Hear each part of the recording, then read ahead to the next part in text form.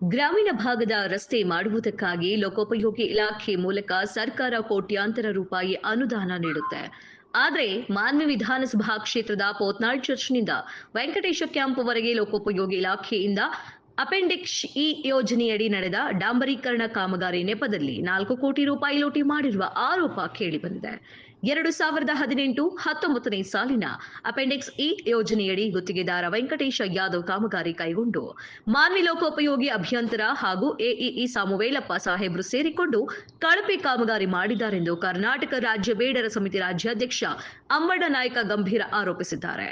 AEE ಸಾಮುವೇಲಪ್ಪ ಸಾಹೇಬ್ರೆ, ಡಾಂಬರೀಕರಣ ಕಾಮಗಾರಿ ರಸ್ತೆ ಕಿತ್ತೋಗಿದೆ ಅಂದ ಮೇಲೆ ನಿಮಗೆಷ್ಟು ಪಾಲು ಮುಟ್ಟಿದೆ ಅನ್ನುವುದಕ್ಕೆ ರಸ್ತೆ ದಿವಾಳಿ ಎದ್ದಿರುವುದೇ ಸಾಕ್ಷಿ ಎಂದು ಎದ್ದು ಕಾಣುತ್ತಿದೆ.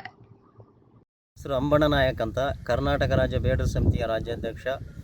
ಇವತ್ತು ವಿಷಯ ಏನಂದರೆ, ರಾಯಚೂರು ಜಿಲ್ಲೆ ಮಾನ್ವಿ ವಿಧಾನಸಭಾ ಕ್ಷೇತ್ರದ ಪೋತ್ನಾಳ ಚರ್ಚ್ ಕ್ರಾಸ್ನಿಂದ ಹಿಡಿದು ವೆಂಕಟೇಶ್ ಕ್ಯಾಂಪಿನವರೆಗೆ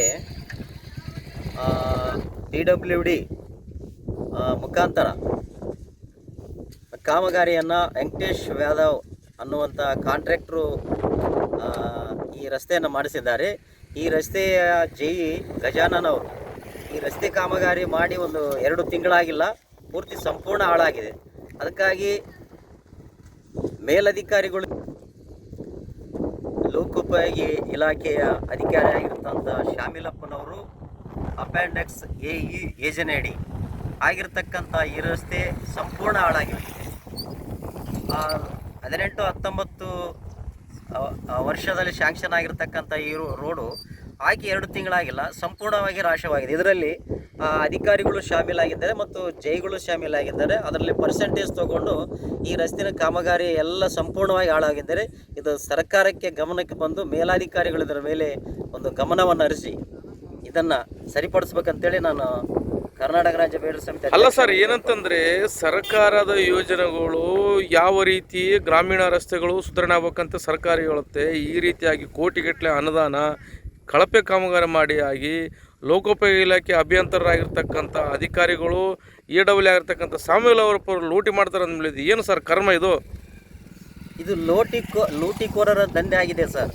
ಉದಾಹರಣೆಗೆ ನಿಮಗೆ ಮೊನ್ನೆ ಹೇಳ್ಬೇಕಂದ್ರೆ, ರಸ್ತೆ ಅಪಘಾತದಲ್ಲಿ ಮಕ್ಕಳೇನು ತೀರ್ಕೊಂಡ್ರಲ್ಲ ಅಂತ ಗುಂಡಿಗಳು ಬಿದ್ದು, ಮತ್ತು ಈ ಥರ ರಸ್ತೆ ಮಾಡಿದರೆ ರಸ್ತೆ ಅಪಘಾತಗಳಾಗಲಾರ್ದು ಏನಾಗ್ತವೆ ಸರ್?